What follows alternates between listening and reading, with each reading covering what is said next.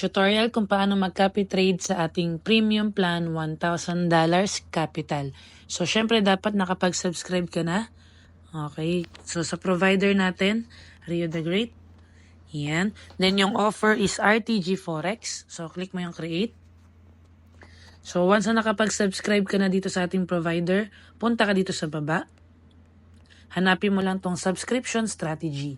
Ito yung very crucial dito. Kailangan edit mo yung settings ng ating copy trade. So, click mo tong edit. Click mo tong fix and then click mo yung 0.05. Remember, sa ating premium plan, ang starting lot size ay 0.05. So, make sure na ma-edit mo tong settings before i-activate yung iyong copy trade. So, once okay na to, fix 0.05. Click mo tong save changes. And then, punta ka na dun sa taas. You can activate your copy trade. So, click mo tong actions and then activate.